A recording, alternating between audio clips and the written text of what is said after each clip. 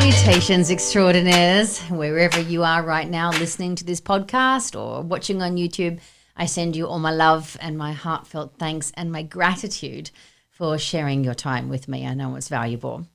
I really am so grateful that you are here. I mean, it makes all those nights I spend yelling at my iMac while I'm faffing about trying to figure out aspect ratios and how to transcode media and what the fuck is a bit rate anyway. I mean, old dog, new tricks. Hi, nice to meet you.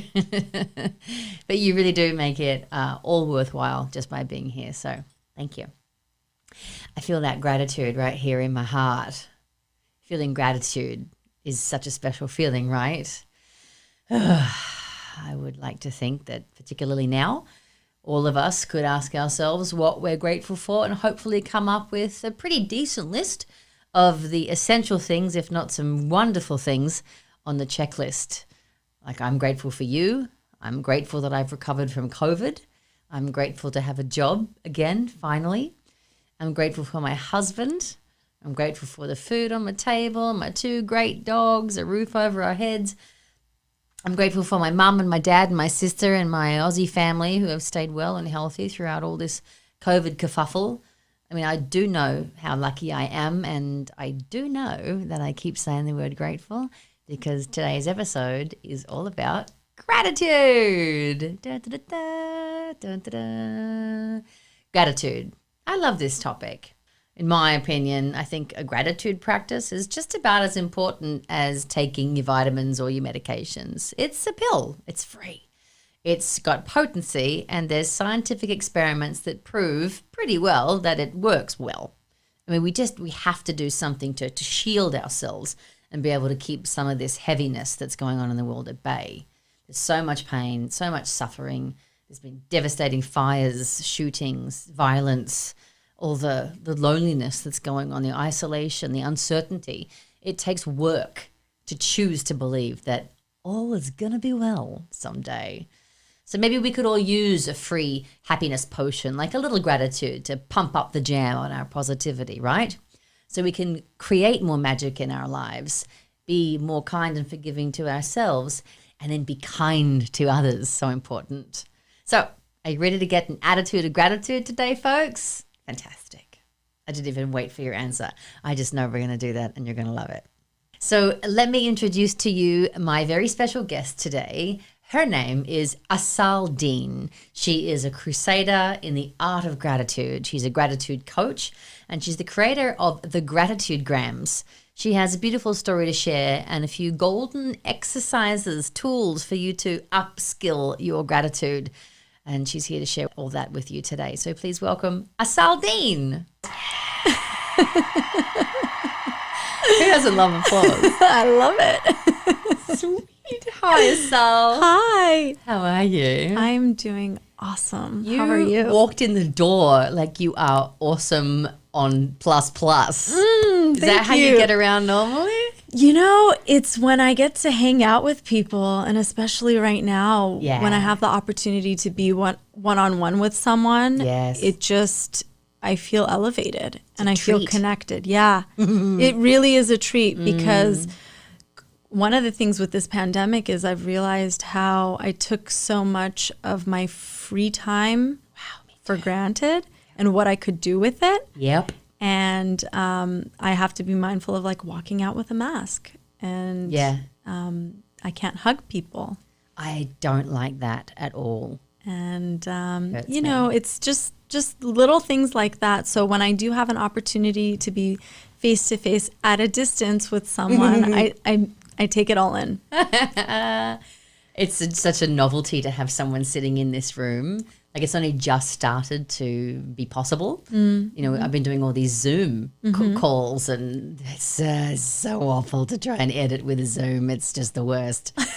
So I'm just happy that I can, you know, sit across from you and see your pretty face. May I say your hair looks amazing? Thank you very much. It's a new do.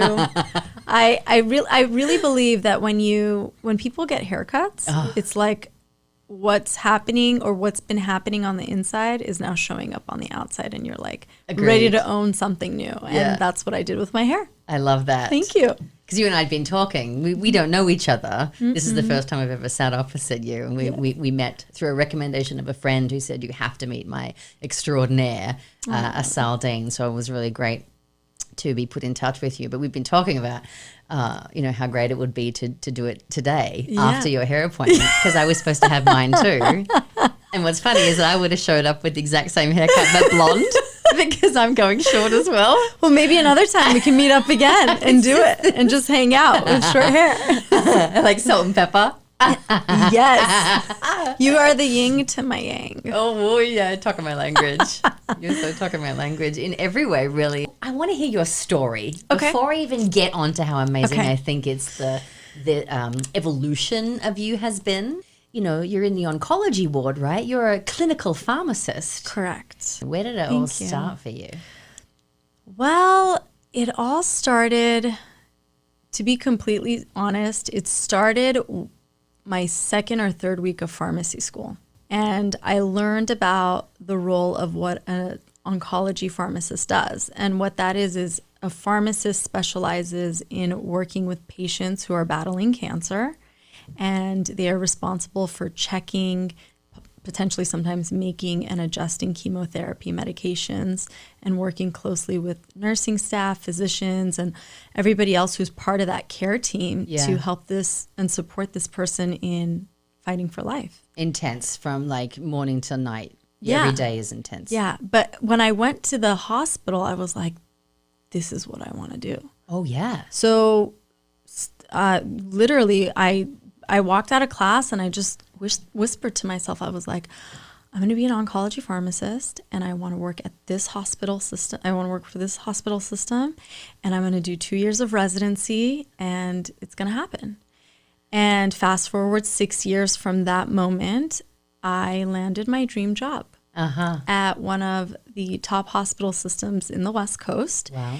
And I was so excited to be at this oncology clinic because as a pharmacist, I had the opportunity to work face-to-face with patients who were receiving chemotherapy treatment. So for those of you who don't know what an oncology clinic looks like, it's pretty much a hybrid between a doctor's office and a hospital setting. Okay. Patients come into the clinic, they're seen by the doctor, they're assessed, they get their labs done, and if everything looks good and all the boxes are checked off, then the patient is safe to receive chemotherapy. And so at that point, they sit in an infusion seat. It's kind of like a lazy boy chair. Yeah. And they receive chemo. And chemotherapy is given to you in an IV line, either in your arm or your chest, for the most part. And the treatments can be as short as an hour or as long as 8 to 10 hours, depending on what you're getting. And so as an oncology pharmacist, one of my roles was to support patients in managing their nausea, vomiting, and any other side effects that would be happening as it's going on? Not necessarily. Sometimes it happens afterwards. So we do what's called follow-up, and I would follow up with them like, how was last week? Or how was your experience when you last received treatment? What can we do to prevent that and to make you feel more comfortable? So you're just tweaking the whole time. Pretty much. And then also I would make recommendations to physicians like, hey, I noticed that this patient's having this side effect. You just might want to have it on your radar for next treatment. Yeah. Or if a patient needed support in picking up medications. Whatever it was, the tasks, even for me, it expanded to right before I parted from the patient, I would simply ask, is there anything else I can do to make you feel more comfortable? And I remember one patient, she was like, can you get me a blanket? And I was like, yeah. So I went and I grabbed her a warm blanket and I put it on her, and she just she asked me, she's like, can I hold your hand? Because, they're sick and you have to make sure that they are safe. And I held her hand and she was like, thank you for making me feel at home right now, because I'm scared and I'm uncomfortable. And was it her first session? To be honest, I don't remember. Yeah. But what I can tell you is, yes, when people receive their first treatment, a lot of them come in scared because they don't know what's going to happen. I would be terrified.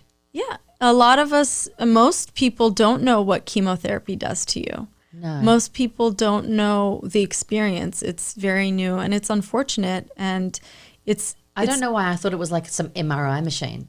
So there is what's called like a slide-in thing. That's for your scans. Okay. So that you do go through a series of scans depending on what type of cancer you have to assess if the cancer is progressing or where the cancer is showing up in your body. But that doesn't have to do with treatment. There is what's called radiation therapy. Yeah, okay. That's a specific machine, and not all cancers are affiliated. The treatment is affiliated with radiation therapy, but there are some that do require that as well.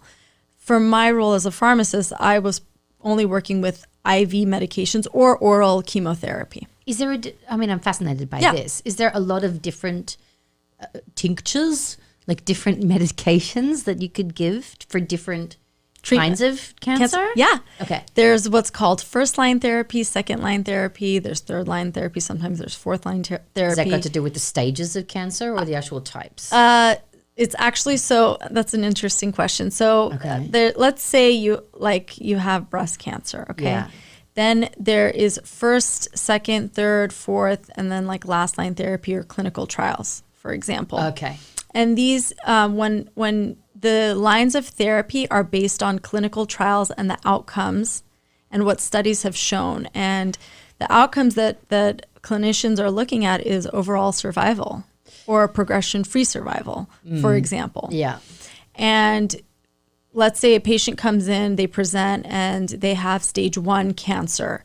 Because you have stage 1, the staging also determines, are you going to get chemotherapy or not? Are you going to get surgery or not?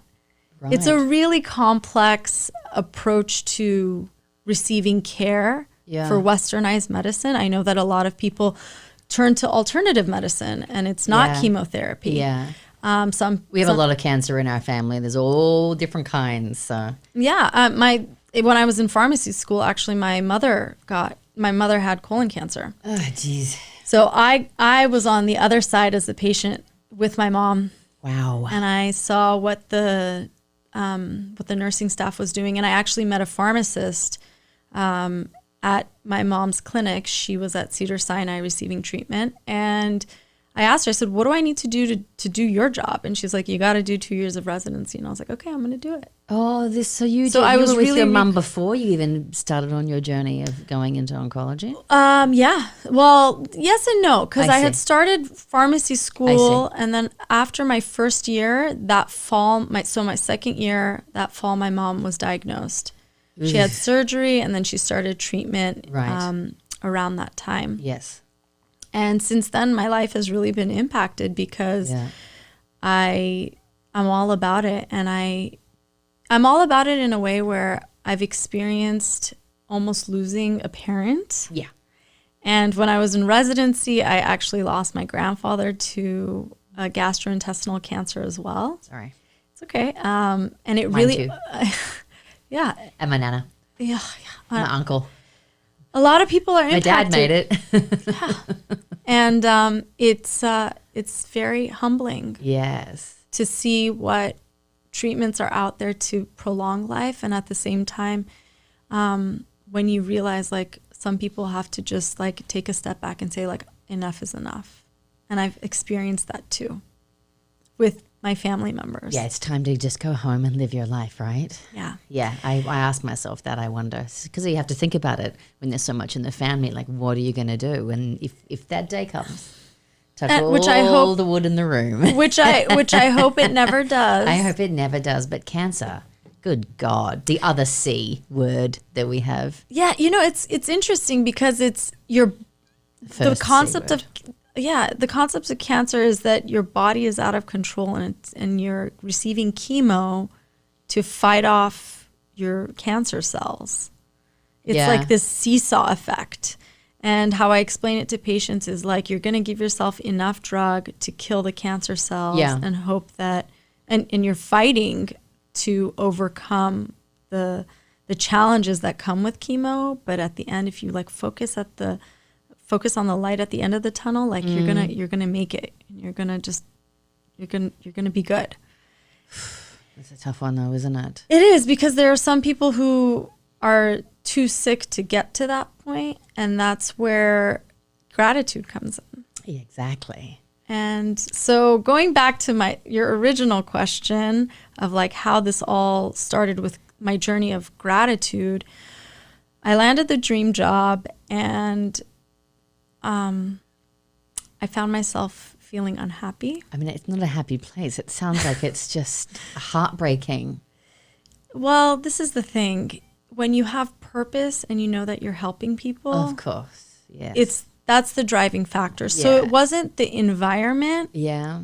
And it wasn't the work. I just had this idea in my mind that, oh, now that I landed my dream job, I'm going to be like this happy-go-lucky girl, and I'm going to live in LA and drive a cute car and walk around with my puppy and, you know, just like live in my best life. Sure. And that wasn't the case. Got it. And every day I'd go to work and I'm like, oh, I worked so hard to get this job, and why am I not feeling fulfilled, and why am I not happy? Mm-hmm. And so I'm actually very grateful for a mentor of mine. She was a coach, and she encouraged me to start writing my moments of gratitude every night before going to bed. Mm-hmm. She said, I think you need to just take a step back and incorporate this, and it's going to support you and help you. You had never done anything like that before? Not that I'd never had a consistent practice. Sure. I mean, I was grateful, and a lot of people, you tap into this mindset of gratitude when either there's a big loss, or a big celebration. For example, you are getting married. You're like, I'm so grateful. Like, my family is here to celebrate with me. Totally. For example. Yeah. But on a day-to-day, no, I didn't have a consistent practice. Sure. So I started. Every night I took 2 minutes, and I turned on a candle, and I started writing. And it was so hard. Yeah. I couldn't come up with more than like five points to be grateful for. Yeah, it is quite difficult when you first start, isn't it? Yeah. To write. And when you're in that state of just, you're stuck. I was stuck. But I don't want to say I was desperate, but I was determined. I really wanted to experience what she was talking about. And so I stuck with it. And after about 3 months, initially I was writing about, I was repeating myself. Yeah, sure. So then I was like, okay, I need to... Scratching for topic. Right. So then I challenged myself. I tend to do that. And I was like... Okay, Achiever. Yeah. Much. Thank you. I was like, okay, I'm going to find a new thing to be grateful for every day. Yeah. And this game that I started playing with myself, every morning I noticed, I was like, okay, well, what can I look for to be grateful for today? Because if I've looked for that, then my gratitude checklist is done. Yeah. And so about 3 months into that, that's when I realized that majority of my moments were about my patients. Oh, it's beautiful. And I realized that they were my biggest, and they are still my biggest life teachers. And what I took away from the practice is I would reflect on what I was writing, and it was about the general concept, the theme was them extending their gratitude to me and observing them extending their gratitude to others at the clinic. Yeah, even when they had seemingly, in some people's eyes, so little to be grateful for. And also when you are so weak and you can really do nothing, and it's people giving to you and taking care of you. Oh, yeah. What you have is a thank you. Yeah. And that thank you is a tool that is incredibly powerful, and we all have it, and we all can use it, and it's a beautiful way to connect with people. And I just started listening for that. And the more I listened, and the more I was personally impacted by their thank yous, the more I was like, wow, we don't need to get sick to be in this state. Yeah. Because a lot of them taught me that. They were like, well, sometimes I feel like that is the core seed of sickness sometimes. What do you mean? You know, the dis-ease I mean, I'm certainly not. I'm just come from like I'm more spiritual. I don't even know how to spell medicine. Okay. It's all good. Okay. So you might disagree. But the feeling of like the dis-ease, I mean, I have found examples in my friends and sometimes in my family, but like friends and extended kind of experiences of people who have had things like cancer. And it seems like the cancer occurs in the part of their body that is a challenge for them. Like if they haven't spoken their truth and they're, desperate to like, scream at this injustice that has been done to them. There's like Hodgkin's lymphoma, you get a cancer at the throat, and some, men have been like emasculated and mistreated and, mistreated by dad and whatnot. And that's prostate cancer. It's like there's a strange correlation that I seem to have been collecting where I feel like, this feeling of like fighting and not being grateful could be why disease occurs. I can see where you're coming at with that. Yeah. At the same time, I also believe that cancer, yes, there are people have what are called genetic, like you're genetically predisposed. Totally. Okay, so that is your risk is higher. Yeah. With cancer, I think it's also like you just don't take care of yourself. Yeah. And then it just shows up.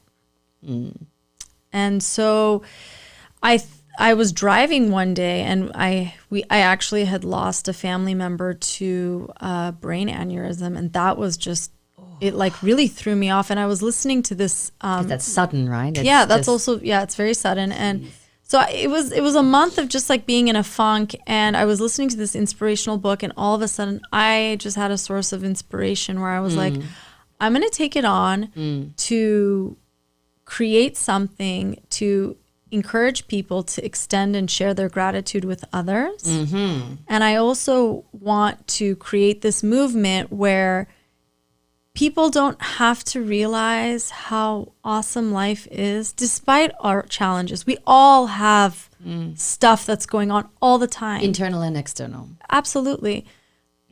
But at the same time, we also have a choice to focus for just, even if it's a second, to think like, well, what can I be grateful for? And like, I'm lucky to experience life right now. Yes. And so I wanted to take that on with gratitude. And that's when I anonymously created this concept called the GratitudeGram. I love it. Talk to us about that. So these are tokens of appreciation. I love that. You just gave me a token of your appreciation. Yeah, so I'll tell you how it works. So I had gone to a coffee commissary in Burbank, actually. Oh, yeah. That was a commissary right here. I love commissary. Yeah. And I took paper and pen and scissors, and for 3.5 hours, I cut 75 small little gratitude grams, and I wrote on them. I wrote gratitude gram, and I wrote thank you, and I was like, okay, this is going to be a social experiment for myself. I love that. And I was like, okay, this is how it's going to work. I'm going to write to someone that I'm grateful, so I'm going to practice this with you. Do it. Shall I write one to you as well? Okay. So for those of you who are only listening, what Asal has just handed me is like a 3x2 little tan piece of cardboard, and she's got GratitudeGram written on one side, trademark. Well done, proud of you. Thank you. And thank you on the other side, #TheGratitudeGrams and thegratitudegrams.com, and a lovely blank space. So you can write and hand it like a little immediate flower of your amazing in the moment. Yeah. And if you're running late and you don't have time to write anything, you can just say, hey, I just wanted to say thank you. I'm so grateful for you, because it already says thank you on there. Thank you. For example, one time I was rushing at the grocery store. I love that. And I literally spilled a whole packet of blueberries, and I was running late, and I was like, oh my gosh. And the woman was like, don't even worry about it. And I was like, really? She's like, yeah, you're good. I just pulled a couple of gratitude grams, and I was like, I'm so grateful for you. Thank you for being so understanding. And I just ran out.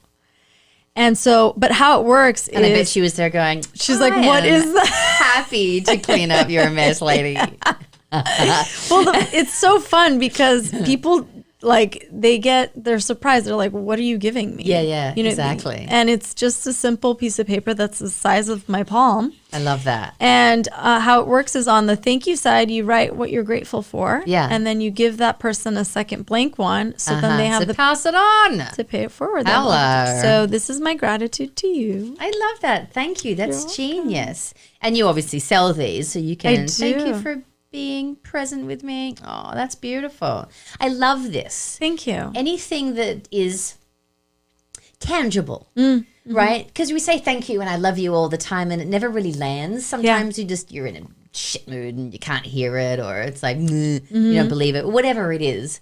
But I'm a very visual person, so it works a treat for me. Yeah. But something tangible that someone hands you, I mean, it always just like lands right in my heart. I'm like, makes such a difference. Yeah, and it's, the way I designed it, it's so simple that it's the message and the experience behind it that makes it so powerful. Yeah.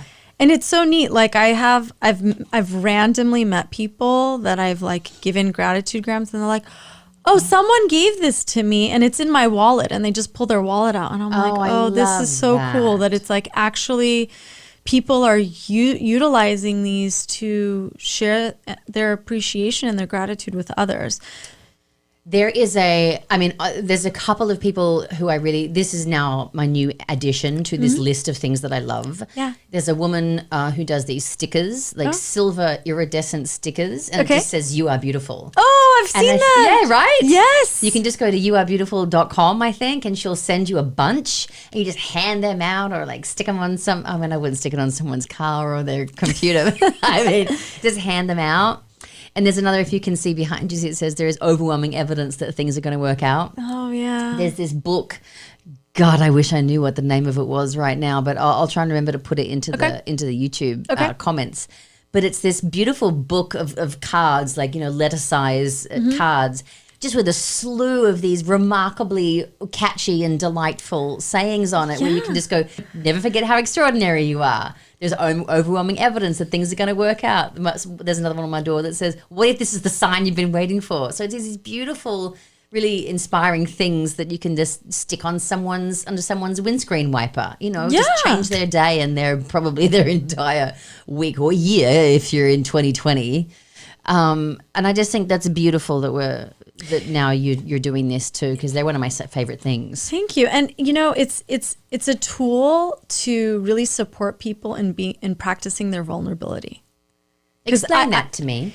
Because I experience it myself sometimes. Like I get shy and I'm like, oh, I'm the creator of this, but I'm human too, and I'm nervous to give someone my gratitude. Of course. Like, hey, I'm thinking about you. This is something that I appreciate about you. I think you have nice hair. Just like drop it on the table on the way out. Yeah, is that creepy? Like, but it's, or like, thank you for just, smiling at me. Of course.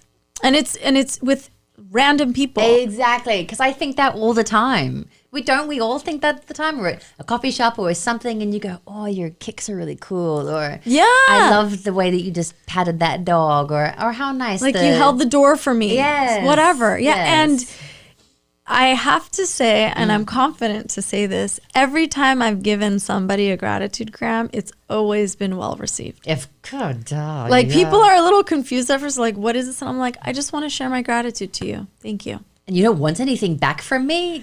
Scramble. Yeah. And I'm like, no, because the whole idea is... What is it, a flyer to sell me your yoga class? Go away. It's just, I just want to say thanks. And I also believe that there's two things I want to share. Yes. The first is when you give your gratitude to someone, you are spreading your light and your good energy. Of course. And it's like a domino effect. So what would the world look like if we practice this every day with one another? It doesn't have to be in person with a GratitudeGram. It could be a text message like, hey, I'm thinking of you. I just wanted to say I'm grateful that you're my friend. Or, hey, as my coworker, like, thanks for just getting along with me.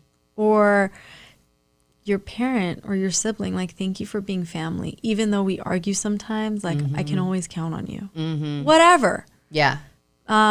showing acknowledgement and extending your gratitude, I feel like that domino effect just like makes the world a warmer, it's the feeling. loving.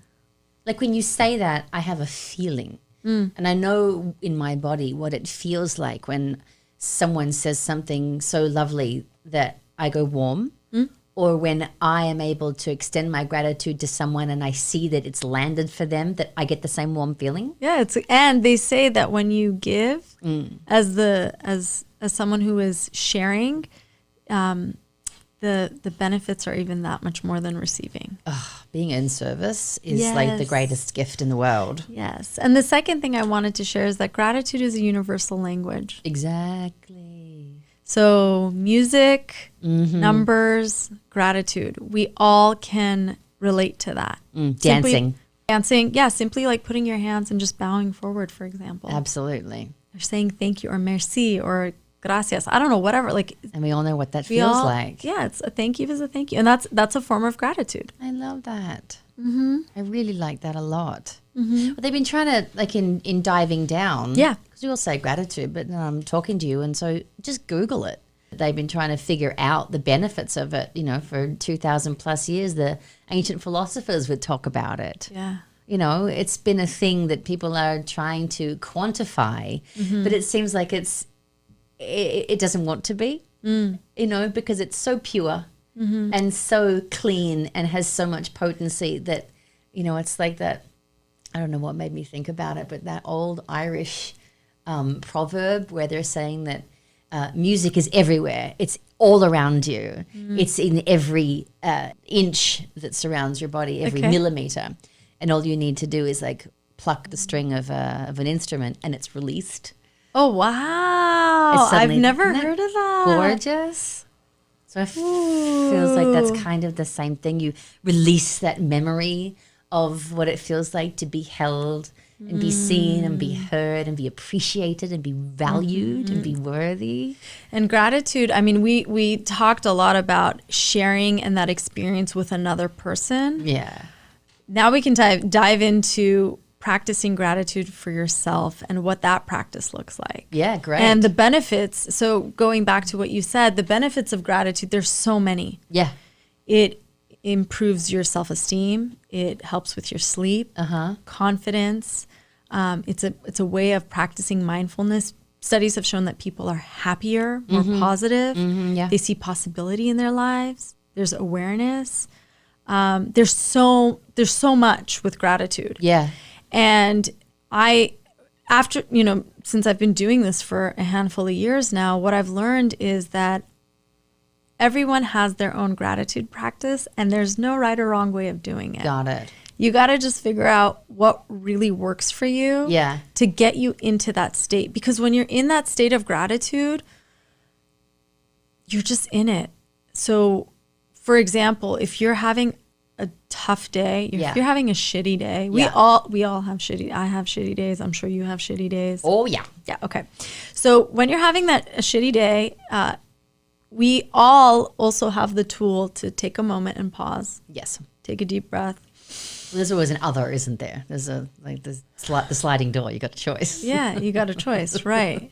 And even in that moment though, where you're frustrated, because I practice this. I'm human. I do this too. I just think, I'm like, okay, I'm having a really tough day. What can I be grateful for right now? Yeah. Just right now, like I'm going to give myself 20 seconds. Yep. To reset my mind. Yeah. And I'm like, okay, I'm going to go back to the day. Yeah. But I can get into that state of gratitude.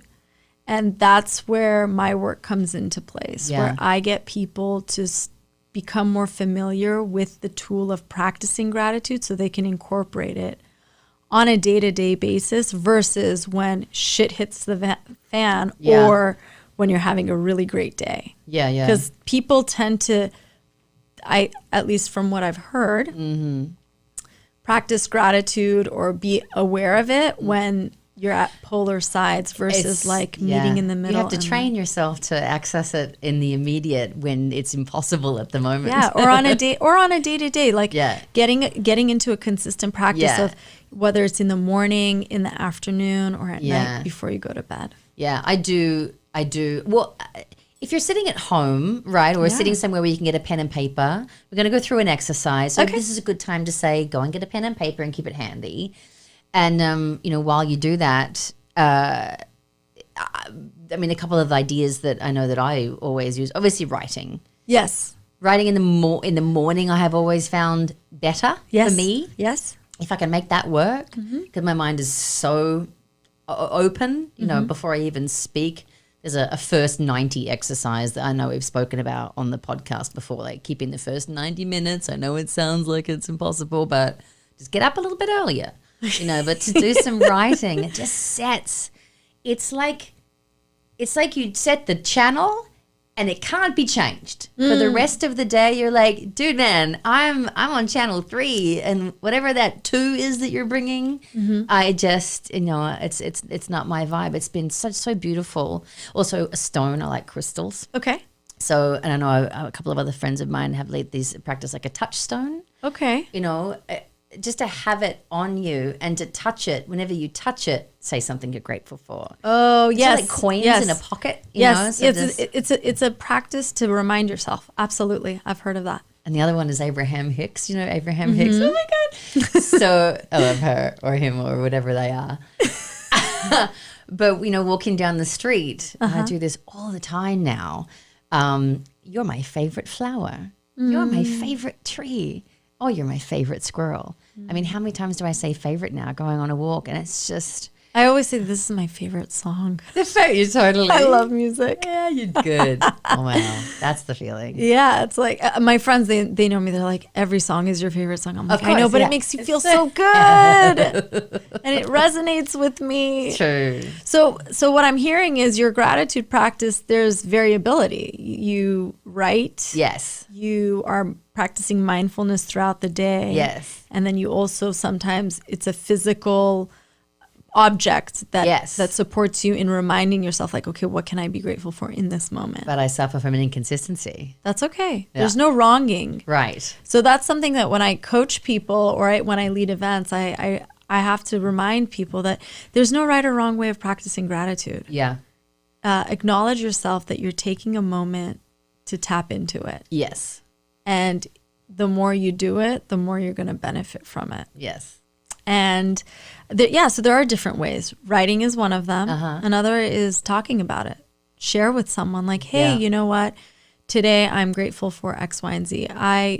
And I've heard a lot of couples doing this before they go to bed, whether it's about their day or expressing their gratitude to one another. And what does that look like? Because I think that we could use that right about now. People are living in each other's pockets. Maybe your gratitude to your child or your grandma who you're living with or something. Yeah. So what's the Mad Lib? Oh, okay. So I'm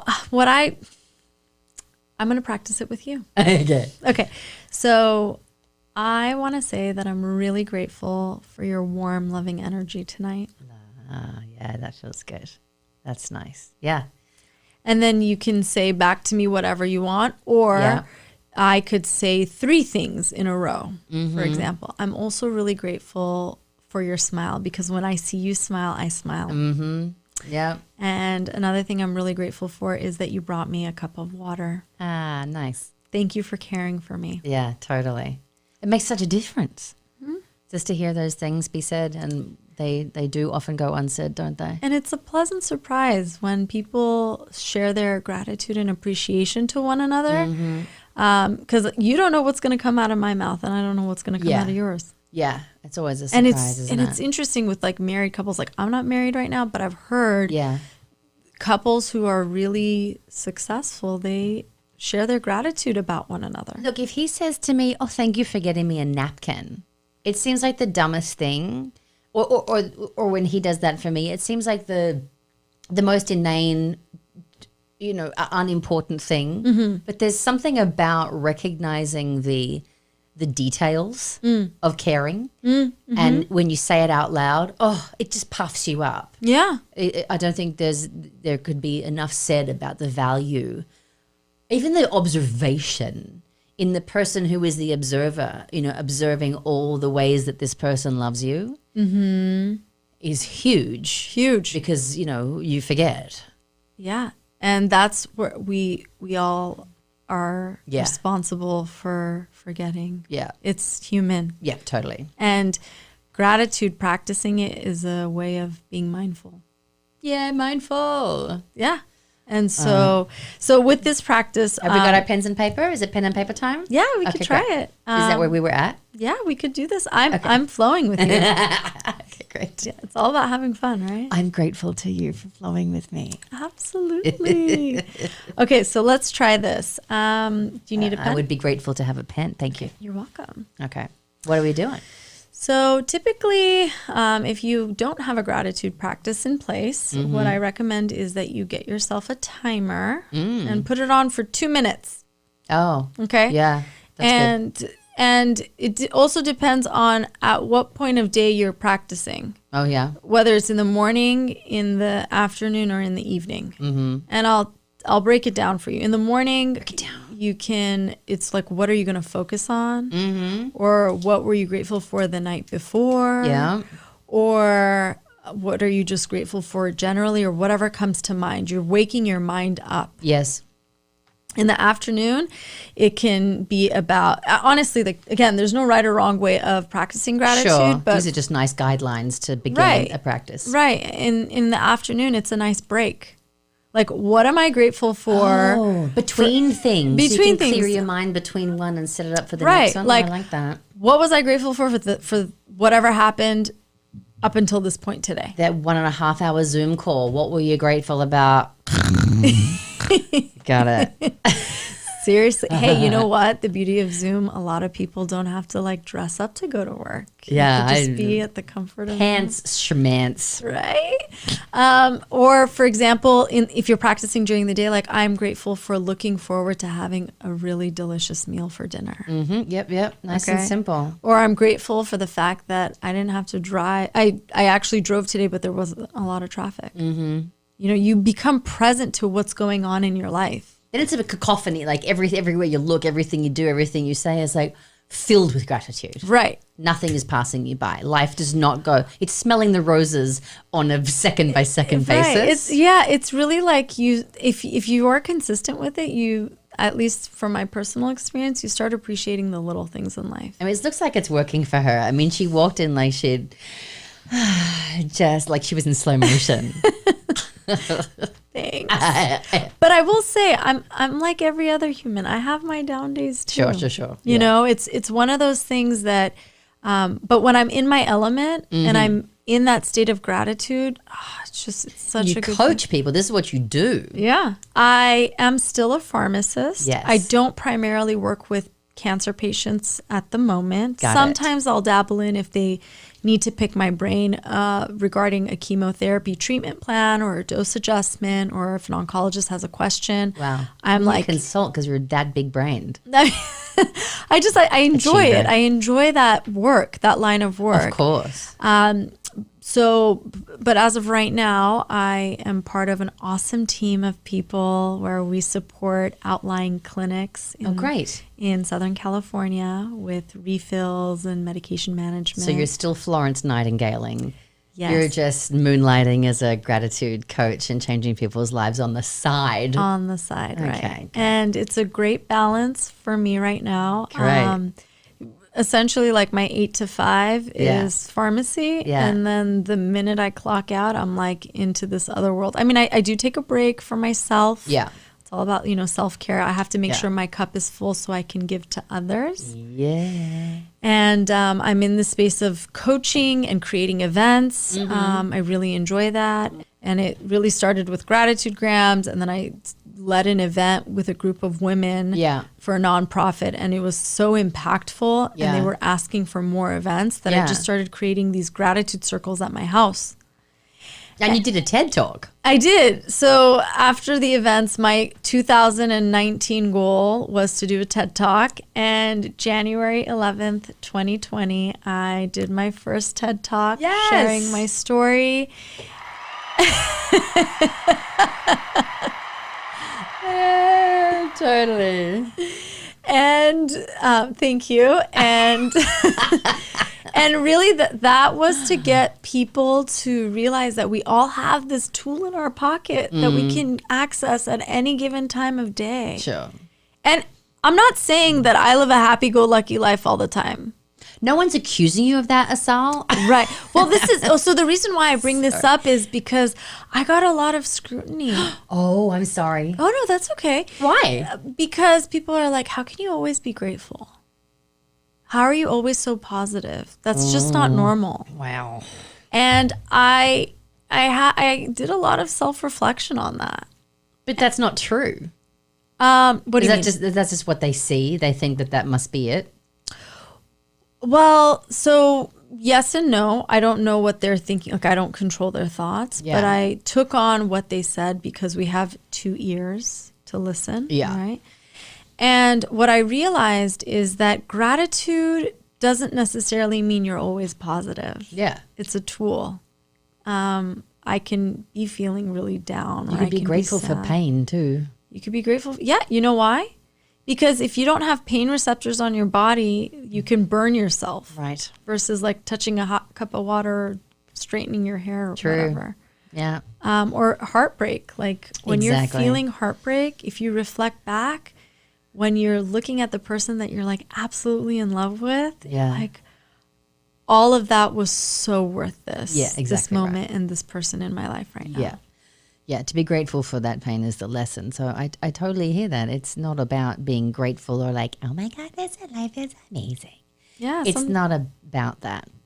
It's the art or the skill of being able to go, oh, I can't see straight right now. Let's inhale, exhale, and try and flip the switch, right? Let's reframe. You got it. Right? You totally got it. Yeah. And it's and it's a choice. Yes. And you have to make the choice to try.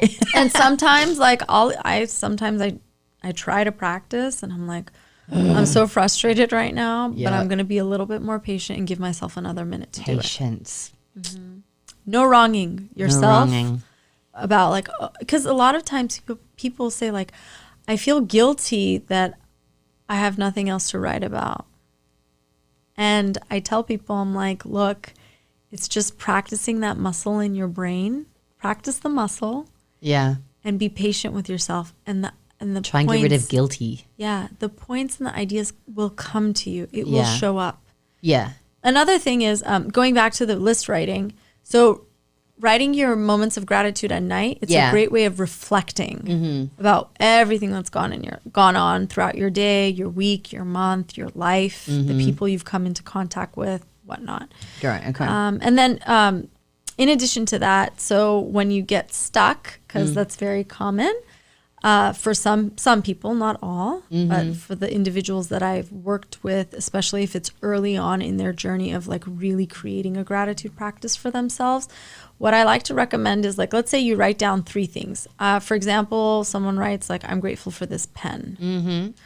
Then I encourage individuals to look at the pen and then write 3 things about the pen. Yeah, right. So I'm deeper. The more you dig deep, there's gratitude is being in a state of abundance. Yes. And there's always more. So for example, I'm really grateful that this pen has this jelly area on it so it doesn't hurt my finger. And I'm really grateful that it's the color black because when I write on the white paper that it like really my words show up and my thoughts, it's because of this pen that my thoughts can be put on paper and I have a clearer mind. Yes. And I'm really also grateful for this pen because I count on it for working until the ink runs out. It's a great pen.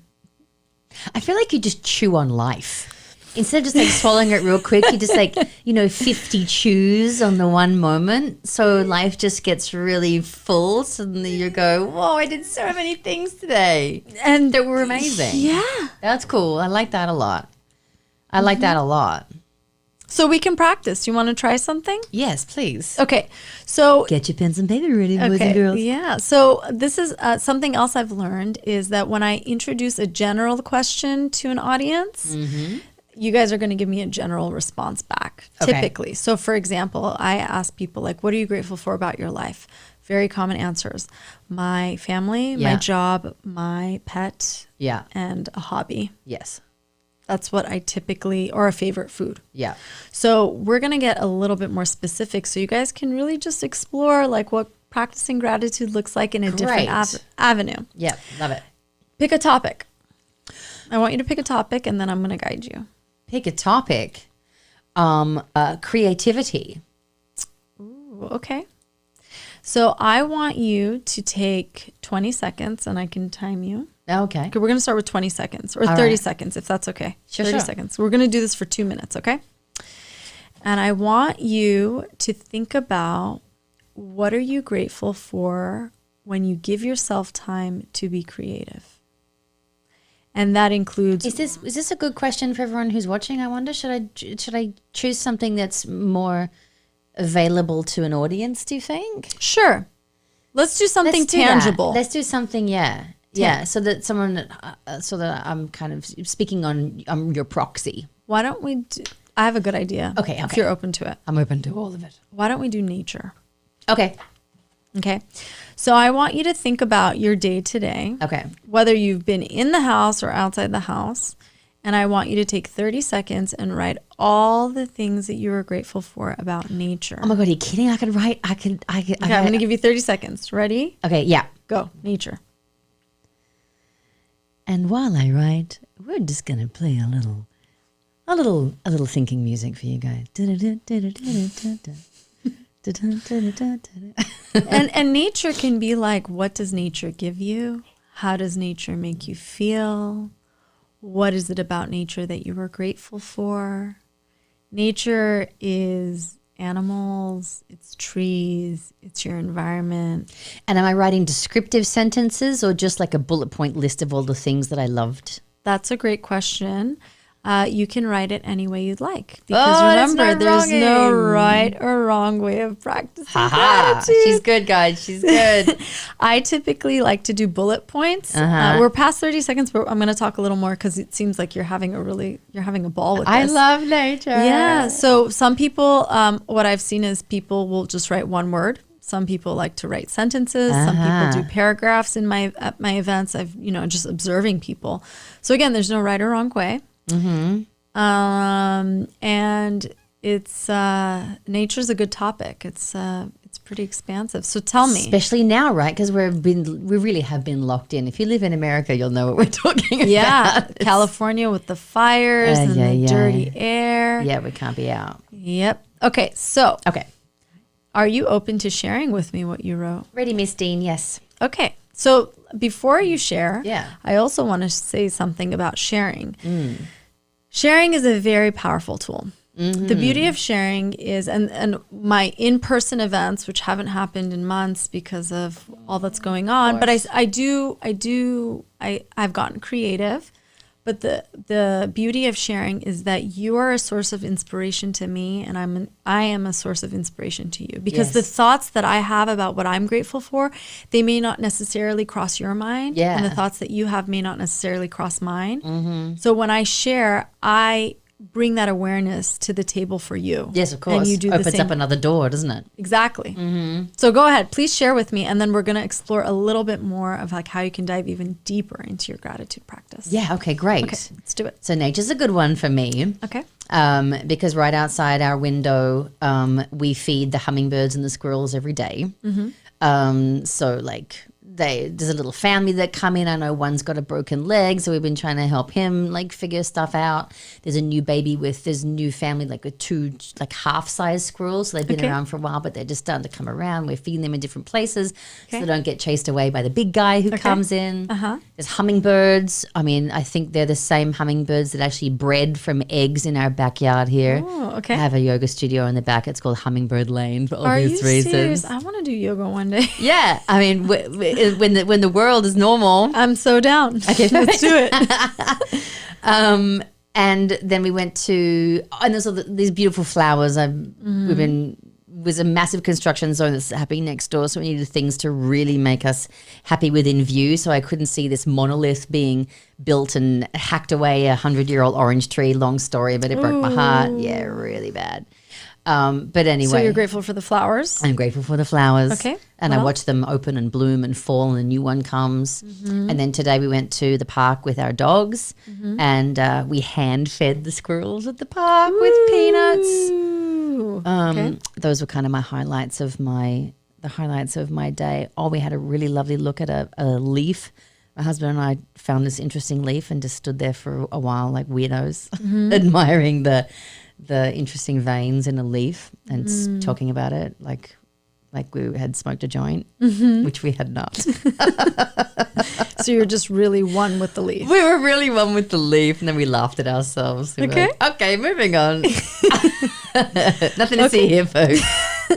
So is this your list? That's my list for today. This is beautiful. This is a great list. So now I'm going to ask you a few more questions. Okay. One thing I noticed about your first 2 points of the squirrels with the hummingbirds and creating like a family, and also the flowers, you tied it into the cycle of life.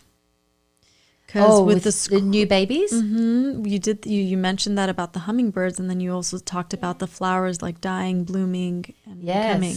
And so what I'm hearing is that you are grateful for having the opportunity to observe cycle of life. Oh, that hit me right in the heart. Absolutely. Yeah.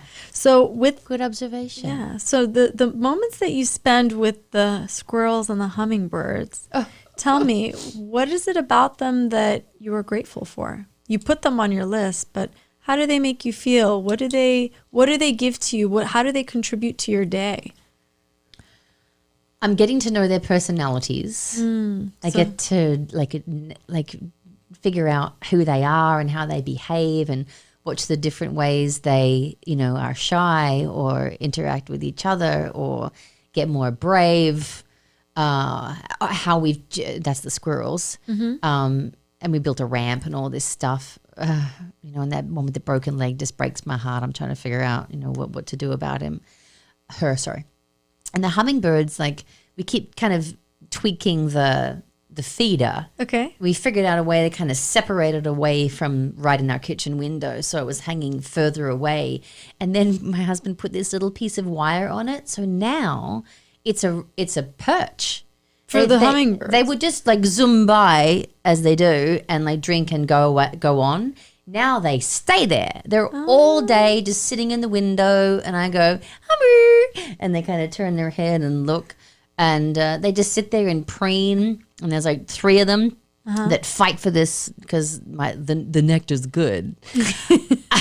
It's legit. Okay. And please, on a note on hummingbird feeders, if you have a hummingbird feeder, you must clean them very, very well at least once a week. I've heard they get sick. They die. Oh. The hummingbird feeders get this mold that lives inside the tube where they put their proboscis. I'm assuming that's wow, what you were it's very called. committed to I love hummingbirds fiercely. And so you have to pull apart every single piece, get one of those plastic recyclable straw brush cleaners, where you shove it down. Yeah. Get whatever you can to make sure there is no black mold, no funky gunk. No gunk at all, because it's awful. Google it and get scared, but their tongues swell and they die. It's really bad. So, and I see a lot of really filthy hummingbird feeders. I'm like that woman walking around going, "Excuse me." You care.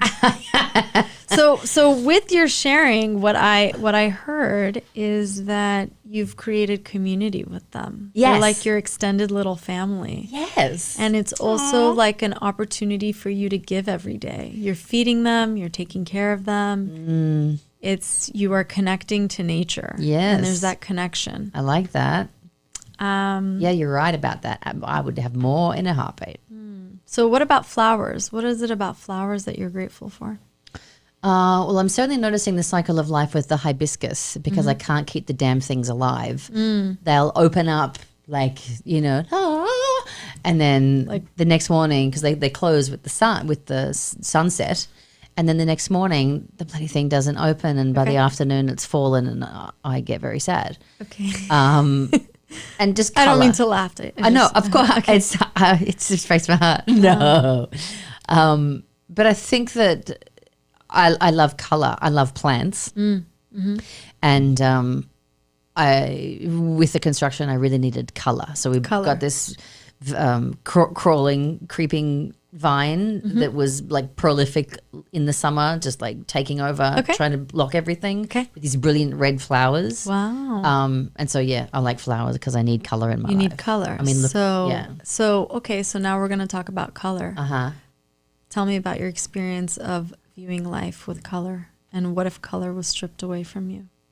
Oh, yeah. I do think about that sometimes. So that's another topic. Like, do you see how from the flowers we went into, you're talking about color because the flowers make your life colorful. And then you can then focus on, well, what are you grateful for about color? Right.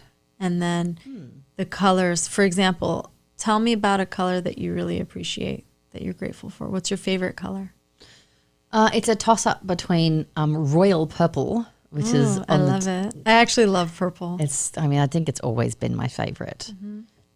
And I really love yellow. Okay, so we're going to talk about the color yellow. And I like green, and I like orange, and I like red. So you love blue. And you like the rainbow. I totally do. Okay, you love, so with that, you really appreciate color. Tell me, how does the color yellow make you feel? What comes to mind? Oh, just happiness.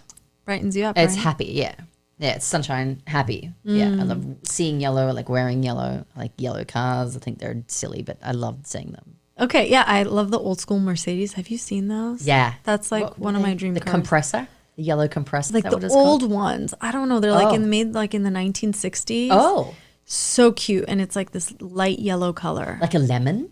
Yeah. Ooh, that's I don't know that. Very I'll have cute. to have a look. Oh, it's so cute. Yeah. It's not the old one with like the bat wings. Is that the That's door? a little too old. No. Yeah, it's like an old school Mercedes. I don't know, but every time I think of like I know a the yellow, one you mean. It's like squished. Yeah. It's usually a soft top. Yeah. And it's like a squished one. Yeah. It's almost like an old Thunderbirdy looking thing. Yeah. Okay, yeah. I know the one. Yeah. So with yellow, it makes you feel happy. Yeah.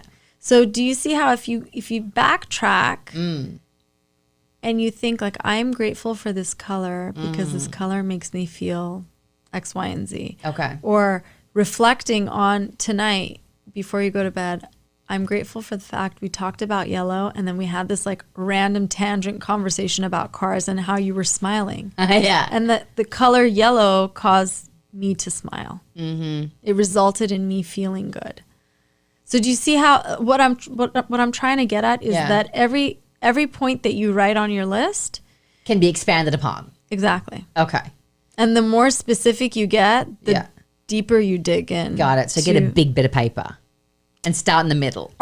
You could also, so that's where your visual skills are totally coming in. Yeah. There's some people who really like structure where they got to just list it and then front and back and then See, I would get all my colored pens out. Oh, I'd get on my colored sharp. So I do have some people that I work with. Texters, if you're Australian. The texters. Some people that I work with, they love incorporating colorful pens. Remember those ones with the click? The 4? Yeah. 4 or like 18 or something like that. Yeah. There's like all these different colors. Yeah. So so that's an example of writing about a specific topic. And we went far past 2 minutes, but that's something that's how it looks. And I felt so much joy. And you had fun with it. I had fun. Yeah. I had fun. It would be interesting to choose a topic that was a bit of an edge. Okay, so I've led events where I've asked people, and it's actually very recent, what are you grateful for about this pandemic? Yeah, right. And that's where a lot of it is like the silver lining in this experience that we're all going through. Definitely. Some people say, I'm grateful for the fact that I don't have to drive an hour and a half every day. Yeah. Or I'm grateful that I get to be at home with my kids.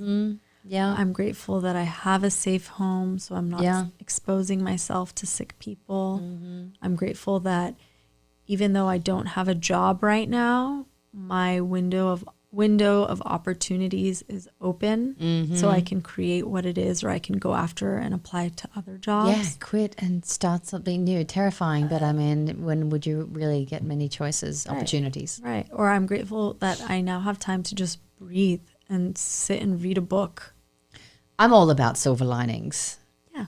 But I've when you Google about gratitude, again, they'll talk about it being like a state or a trait.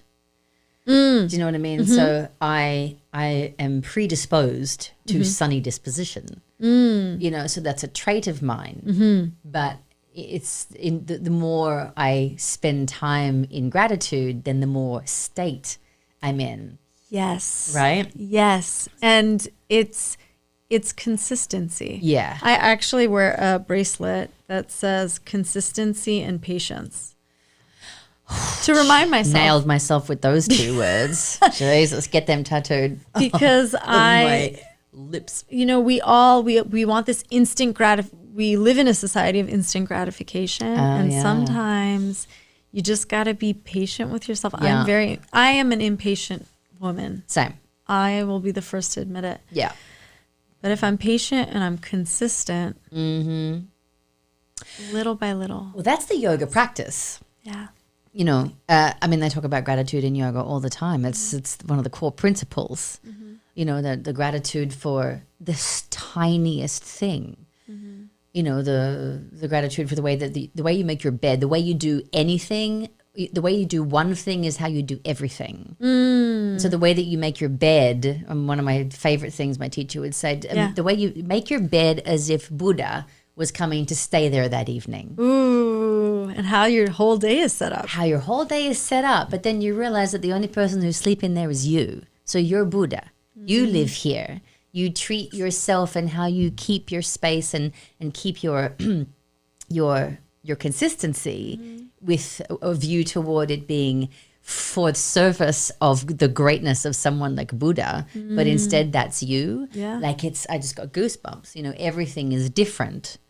You know, everything is different. The way you do everything. And not just about the action, but how you view everything. Exactly. Like this pen, I'm viewing it as just a pen, or if I'm practicing gratitude and I'm thinking about what can I be grateful for about this pen, there's a handful of aha moments. Exactly right. So it's about also like looking and your perspective and your focus on what it is that mindfulness practice of being grateful. I find that interesting.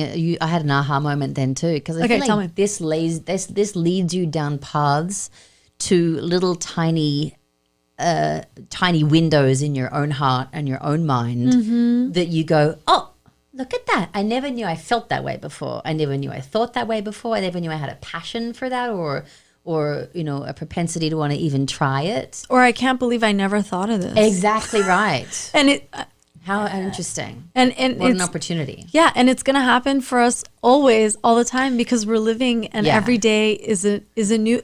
Someone told me this years ago. He said, every day is the new beginning to your future. Oh, I love that. Every day. So we're all going to come across events, experiences, people, new foods, reoccurring things, life, like whatever life is. And it's all in that perspective, I think can really be tied to your mindfulness and awareness of gratitude. And the now. Yeah. Instead of being in the future, where we're just kind of blindly always separated from the thing that we're trying to get to, like what's tomorrow. in front of you right now. Yeah. So gratitude, I feel like, is the thing that is the now. It's the present. Yeah. When you say I am, it's what is right now, not is what's coming, which is very powerful. Yeah. And also I feel like people can use gratitude to have closure.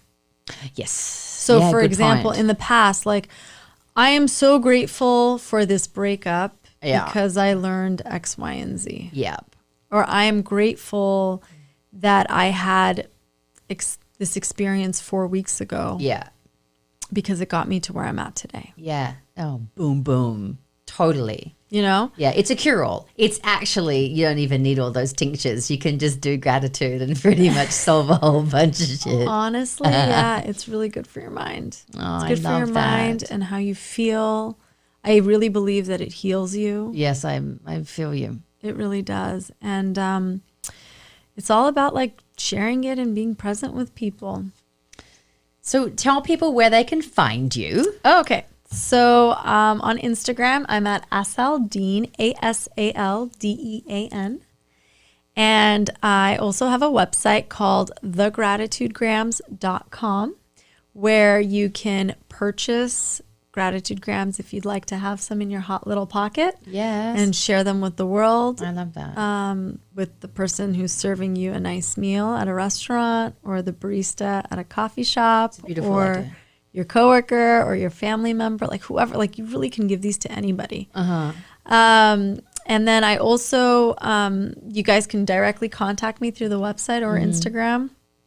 And I also, because of what's going on with this pandemic, and I really couldn't lead events, like face-to-face events, I created what's called the 22-day gratitude journey. Oh, nice. Yeah. So what that is, it's a 22-day journey that starts at the beginning of every month. And for 22 days, every day, I send you an email for a different topic to focus on. Oh, I love that. And write about what you're grateful for. Yeah. And I encourage the participants to write, because when you're writing, your thoughts are in action and then on paper, and then what you see it's gets a statement, isn't it? Right. And also what you see, you interpret it back into your brain. So it like really it's a loop, feed loop. Yeah. Oh, clever. And it like really sticks in. Yeah. So and the intention of that work is for you to not only create or strengthen your current gratitude practice, but it's to expand your mind and view life through a deeper lens of gratitude,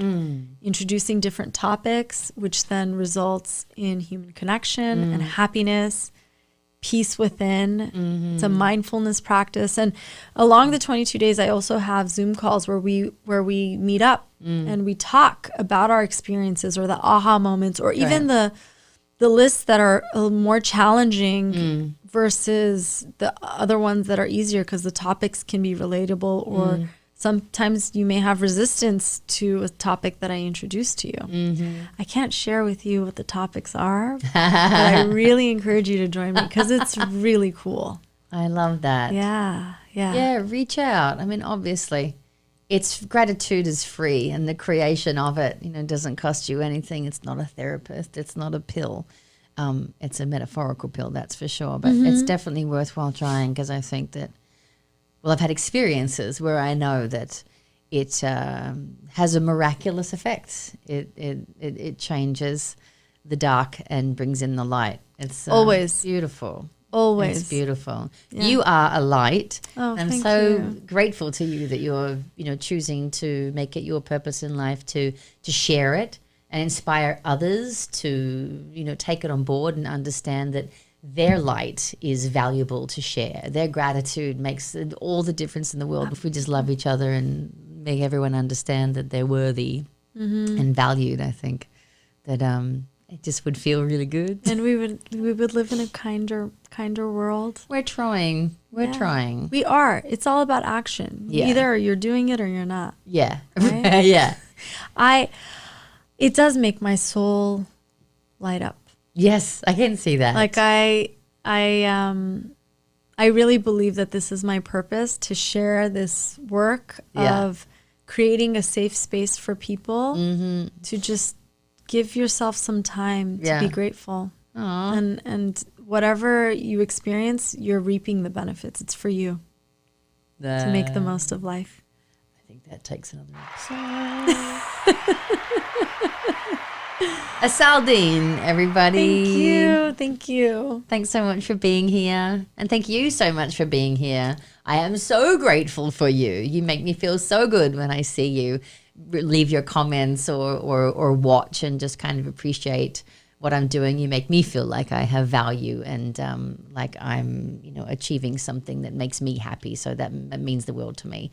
Never forget how extraordinary you are. And peace, love, health, and happiness. And I'll see you next time on Extraordinaires. Bye, everybody. Bye. Bye.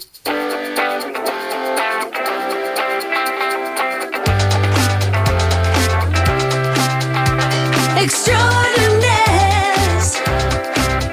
Now's the time.